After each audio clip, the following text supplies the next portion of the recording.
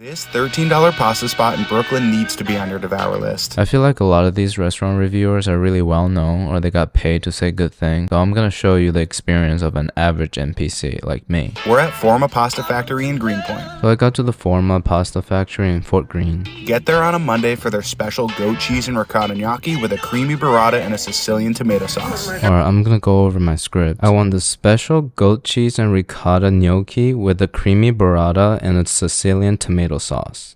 Let's go. Can I get the special goat cheese Gnocchi? Yeah. Seriously, it is incredible. And it smells incredible. Let's try it and rate it 1 through 10.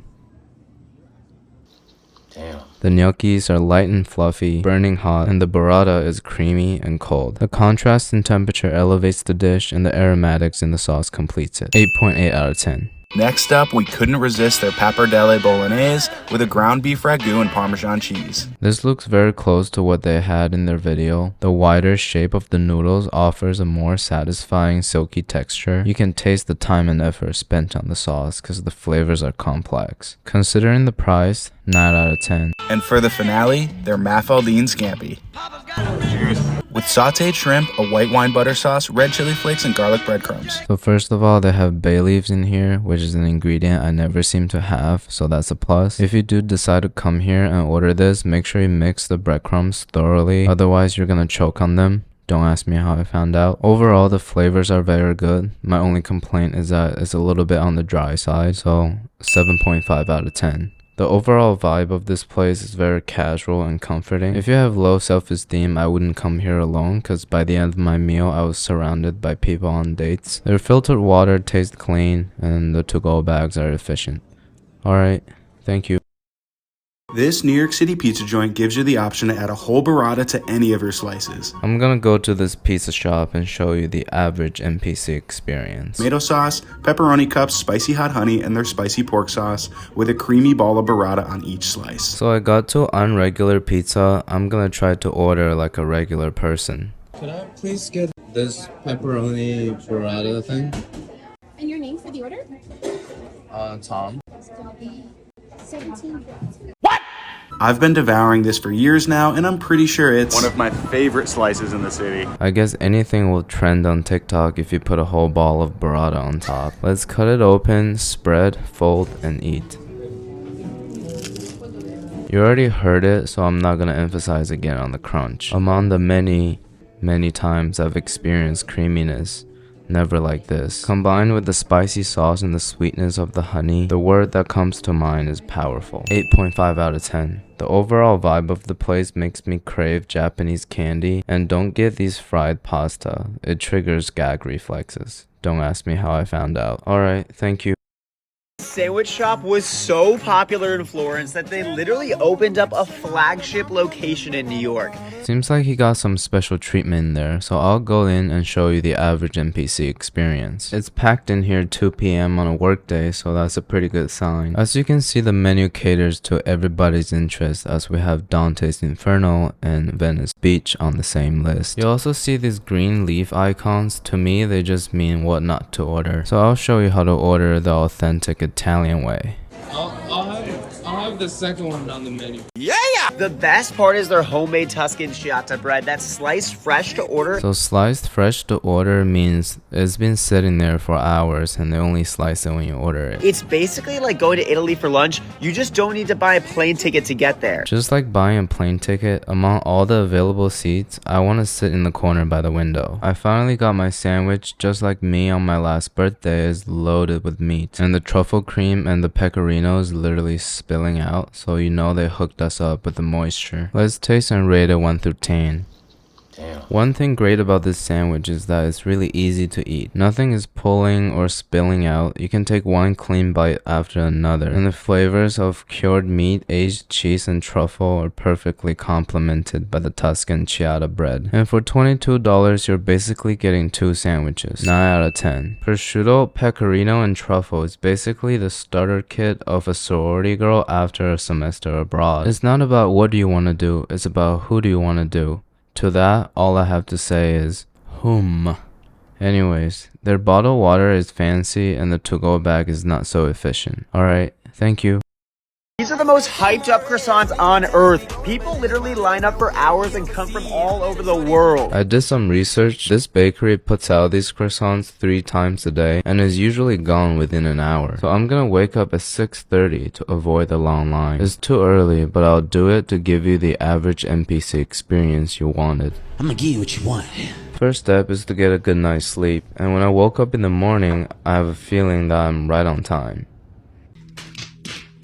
I got to the line around 3:45, and I think the only thing worse than waiting in a long line is having nobody behind you. These were better than any croissant I had in Paris. I've been to Paris once, and here's how you order croissants in French. Hi. Could I please get the pistachio one and the chocolate one? Cause I don't believe in cherry flavored stuff. Also, I got the last chocolate one. So I winked at the guy behind me. I'm gonna eat this at home because filming and eating in front of a long line is too much anxiety. Plus, walking home with this is like a status symbol, like a Birkin bag. This one's perfectly flaky on the outside, but explosively creamy on the inside. It's kind of like a party in your mouth, but instead of a deadly hangover, you wake up needing another. I always wake up needing another explosive creaminess on the inside. FYI, I paid this much for these things. And as always, gotta go to Instagram for opinions. I'm feeling lonely. Oh, I wish I find a lover that could hold me. I have to say though, they look amazing. Get ready for the crunch.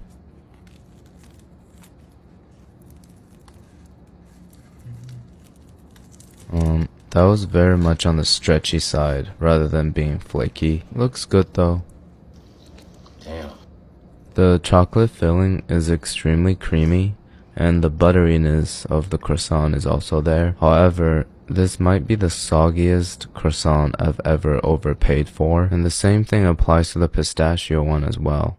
I mean, both the fillings are great. It's just the dough itself is pretty stale. My walk home was only 10 minutes, so I think they got stale before they sold it. A croissant that's not flaky is like Salt Bae, who's not sprinkling salt, or Brekkie that's not talking about Livy. It's missing the essence. For that, I'm gonna give it a 6 out of 10. I'm gonna go back again in the morning to see if they're nice and fresh. If you're getting tired of these restaurant reviews and want to see some cooking content, you should go to my YouTube channel and check out my chalupa video. Alright, thank you. We got 4 spots, $20. Andrew, you ready? We ready. This is what New York eats. That video was filmed last summer. Let's see if inflation has caught up to us. First of all, I'm gonna grab $20 from my wallet. We'll see if we can still go through those 4 spots without running out of money. For $3.50, we got the curry fishbowl rice roll. This is the hidden gem spot in Chinatown. I've arrived at the not so hidden Sun Hin Long Ho Fan Tofu. These covered up prices on the menu is like catching your partner cheating in your bed. We all know what's under the cover, we just don't mention it. I have the biggest fear of missing out when it comes to sauces, so I'm just gonna put everything on top even though I don't know what's inside. I'm a big fan of the texture of these steamed rice sheets. I also really enjoy these curry fish balls, or that of any kind really. Let's taste it and rate it 1 through 10. Damn. If you like steamed rice rolls, this is as fresh as you can get. The lady actually makes it right in front of you. It's soaking up all the flavors from those mysterious Chinese sauces, which are perfectly complemented by the fish balls. So I'm gonna give this an 8.5 out of 10. For $3, we got the peanut noodles.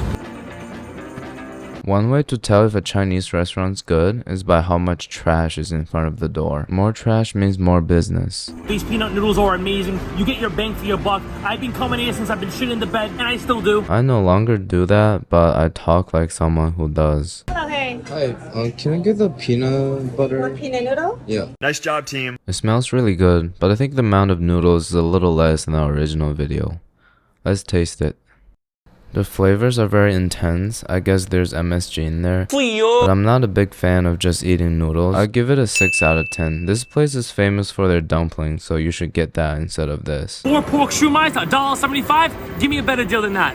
Our third stop is called Happy Star Bakery. I wonder what happened here. This is the type of place that sells a little bit of everything. People come here for lunch, pastries, money laundering. Look at these popular items selling out like my friends in finance. I'll take a shumai and then eat at Stewart Park. Well, today I went with the dumplings redheaded stepchild, the shumai.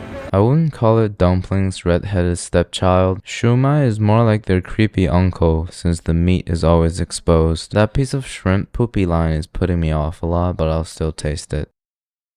Whoa, that was nasty. I think shumais are supposed to be had hot. The fishiness and the gooey texture is amplified by the visuals of the shrimp poopy line. 3 out of 10. Let's go to the next spot. For $7.50, I got the chorsiu over white rice. Wow, look at that beautifully lean pork right here. Beautiful. Our last spot is called Ming Wong. Their Lunar New Year decoration is making me feel better about having my Christmas tree still up. Every order is prepared by this guy with a huge cleaver. It seems like he can help me kill Bill. So that's enough filming in public as I have maxed out my awkwardness scale. I made it home with about $2.25 to spare. Except for the fish balls, everything was still in its original price. This chashu rice is looking pretty stereotypical, but is looking much more promising than the shumai we had earlier. I'm pretty excited to taste it.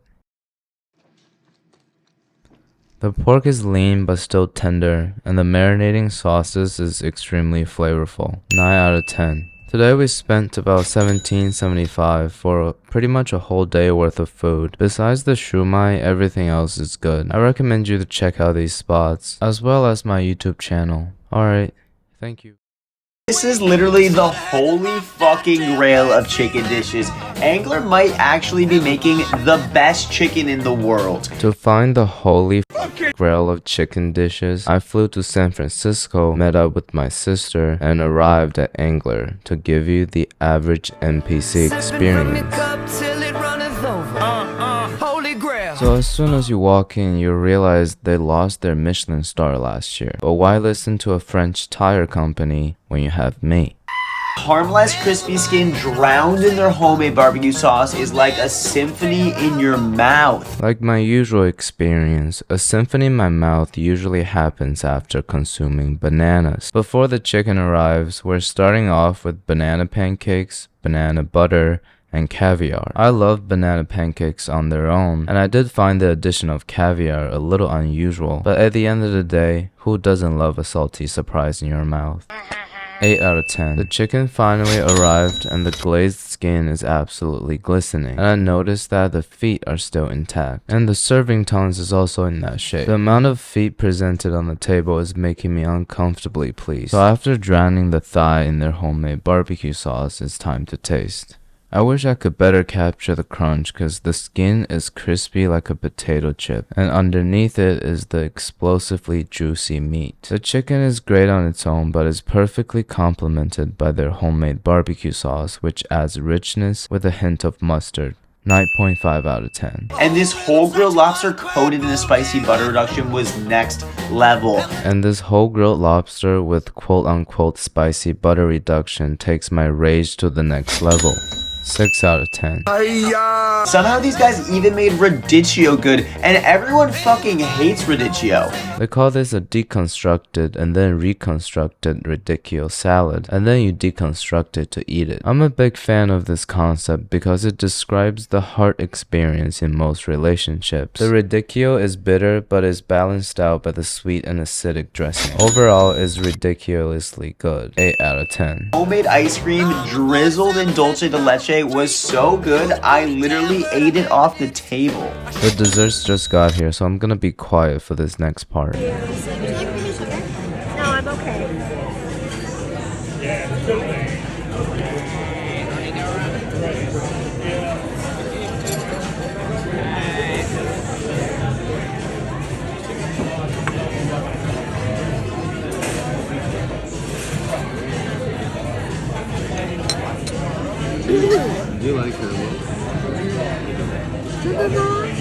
So anyways, I took a scoop and then seriously considered putting it on the table to eat it just like he did, then decided not to.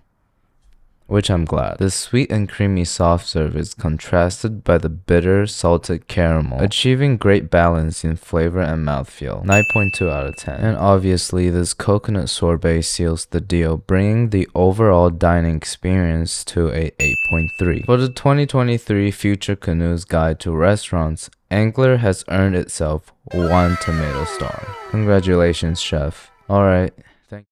Here we are at Brenda's. Great local spot. There's like a line out the door right Yeah. This is a tasty video named The Best Fried Chicken in San Francisco. We're gonna follow them to Brenda's French soul food and give you the average NPC experience. Before the chicken, we have to try their famous beignet flights, which has Plain beignet, Ghirardelli chocolate beignet, Granny Smith apple and honey beignet, and a spicy crawfish and cheddar beignet. We should start with crawfish, right? Let's do it. Savory. So right off the bat, I know these gonna be good because they're burning hot. So after my friend burnt off his finger, I got to get a good look of the crawfish filling. Let's taste it and rate it 1 through 10. Damn. The filling is cheesy and creamy, with the spices cutting through to make it vibrant, and the beignet is soft and fluffy on the inside and crispy on the outside. We'll taste the rest of them to give it an overall score. So the next one on the flight seems to be the Granny Smith and honey one. I expect it to taste like if McDonald's apple pie had a baby with 7-Eleven's apple fritter. Just like what my parents say about me, this donut is very disappointing, as it's dry and bland, needed a lot of water to get it down. The star of the show is definitely the chocolate beignet, as the warm and creamy chocolate perfectly complements the crispy outer shell. So I ordered 2 more of them. I didn't taste the plain beignet because I don't appreciate the simple things in life. I'm gonna give it an 8.1 out of 10 because the ordering system is a little weird. If you want 3 of the same flavor, it's $8, but the flight costs $15. I ordered us the fried chicken, and this is the best, I promise you. Wow. The chicken looks incredible. Besides this barbecue shrimp is our fried chicken. I ordered 2 thighs and 2 drumsticks because I appreciate the whole leg. It's fresh out the fryer because it's burning hot and is served with these homemade jams and hot sauce. I can't tell which one is which, so I dip in everything. This is supposed to be the best fried chicken in the Bay Area, so let's rate it 1 through 10. Is well seasoned, tenderized, and crispy. I probably shouldn't have dipped in anything because it's perfect on its own. 9.2 out of 10. I've never lived in the South, so this is the best soul food I've ever had. I think it's the best segment of American culinary culture. Like every hopeful boy my age, my dream is to go to Louisiana, visit Cafe Du Monde, and then catch the gymnastic team at LSU. Alright, Only eating Asian food for a full day in Seattle. today we're gonna do exactly what an influencer does for a full day in Seattle. Of course, I had to start with Chinese food. I even taught my boyfriend how to use chopsticks. The best way to start a day is to go to a Chinese restaurant and teach my partner how to use the chopsticks. And then we did some public display of affection. Soup dumplings or xiaolong baos. You bite the corner, you slurp the soup out, and then you eat the dumpling. They were filled with this savory chicken. Like any good dish, to eat a soup dumpling, you have to pull the skin back a little bit to enjoy the meat and the juice.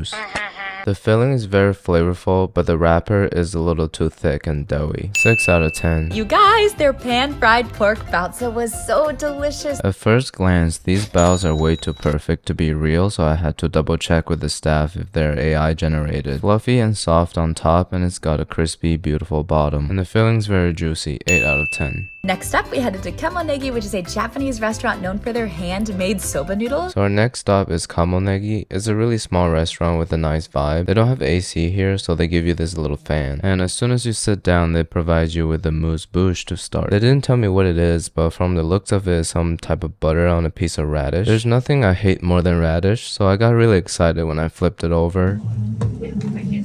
And, oh, grape. Nice. I thought it was radish. I was scared. Fuck it, it's radish. We started with foie gras tofu that was topped with sake poached shrimp, and it was whipped up. It was so light and fluffy and creamy and flavorful. She wasn't lying about this foie gras tofu. It kind of tastes like the most flavorful whipped butter imaginable. I can eat a whole bucket of this. 9.5 out of 10. And finally, we got this dipping style soba. So you take the noodles and you dip it in the hot broth. So I got both the dipping style soba with the hot broth and the spicy cold soba. The texture of the soba is very silky, and after dipping it, the outside gets really hot and the inside still cold. This creates a very exciting contrast. And the duck meatball is tender and juicy. 9 out of 10. And oh my gosh, we literally got to go back and watch the noodles being made. These are paper thin noodles made from buckwheat, and she literally hand makes them every single day. I wanted to watch how they make it too, so I raised the pitch of my public speaking voice. Can I please go back to see the soba process? They seem pretty busy back there, so I probably shouldn't bother them. I had a great experience overall, and I'll give this restaurant 1 tomato can. Alright, thank you. The Donut Croissant Hybrid was created by world-renowned pastry chef Dominique Ansel in 2013. It was probably the biggest food trend last decade, and here's how an NPC approaches food trends. You should never hop on it when it's at peak popularity, because quality is sacrificed due to high demand. You might go to the bakery expecting cronuts and get these instead. So the best way is to go when everybody's over it, and they need to focus on quality to attract customers again. So that's why I waited 10 years to try these. It took him over 2 months to perfect his cronut recipe. And as you guys all know, donut is my favorite nut. Let's see if cronut can become the new favorite. It's been 6 years now, and the cronut obsession still isn't over. First in line this morning. When I arrived at Dominique Ansel, I'm pleased to see that there's no line here. Early bird does get the worm. Yeah! However, as soon as I walked in, my gentle heart is crushed by reality once again. At least they give you food while you wait. It tastes pretty good. I was also checking their cookbook and found the cronut recipe. Should I attempt to make it for my next video? The team changes the cronut flavor every month, and no flavor is ever repeated. The flavor of this month is raspberry and pistachio cream. And my friend Taylor has much better social skills, so he ordered for us. 1 large cold brew and 2 cronuts. Nice job, team.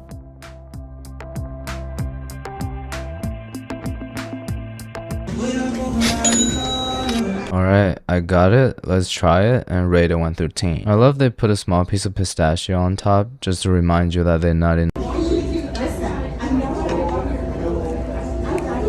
I was concerned about it being deep fried and feeling too oily, but it's surprisingly fluffy and light. The acidity in the raspberry jam acts as a good balance for the pistachio cream. The filling has complex flavors, and the donut itself is soft on the inside and flaky on the outside. 9.1 out of 10. If you have a truly good product, you're immune to trends and overhyping. The vibe of their back patio is super chill, and their filtered water tastes clean. Alright, thank you. Hold up, Diddy. Hit him with part 2, son.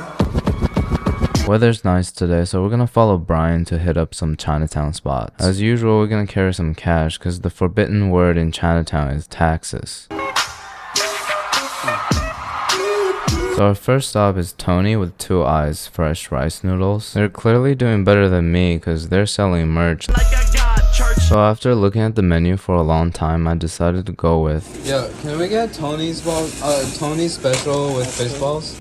So the Tony special is steamed rice wraps with all the options inside. Beef, pork, chicken, and shrimp. Just like my philosophy of taking in any meat as long as it's wrapped. After we lather them in mysterious Chinese sauces, we can give it a taste and rate it 1 through 10.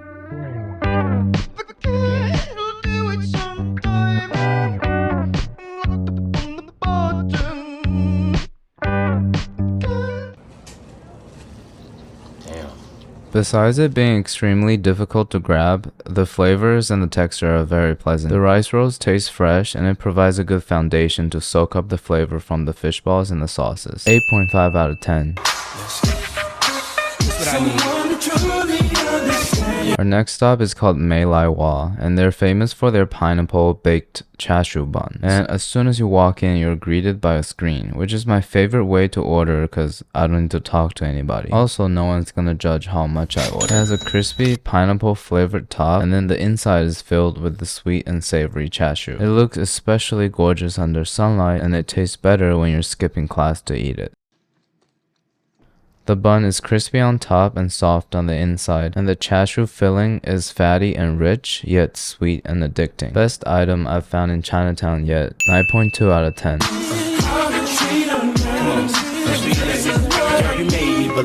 again. If you happy. Our last stop is called Super Taste, and you know TikTok is effective when a restaurant on a pretty hidden street in Chinatown almost has no Chinese customers in it. They're famous for their dumplings and hand-pulled noodles, so we got the pork and chives and the hot sesame. On each of the tables, they also provide you with mysterious Chinese sauces, which is always part of the fun. But this one's got stuff floating on top, which only makes it more irresistible. After giving it a taste, it's definitely worth the hype because the filling is very juicy and the wrapper is very thin and soft. 8.8 out of 10. The hot sesame noodles got ground pork, chili oil, and some pickled cabbage. Personally, I'm not a big fan of nut butter noodles, so 7 out of 10. But the amount of MSG in it makes it taste really good. And finally, I made the discovery that if you eat these two items together, you'd want to throw up. So in total, I spent about $27 today. And if you want Chinatown cheap eats to become a series, let me know in the comments.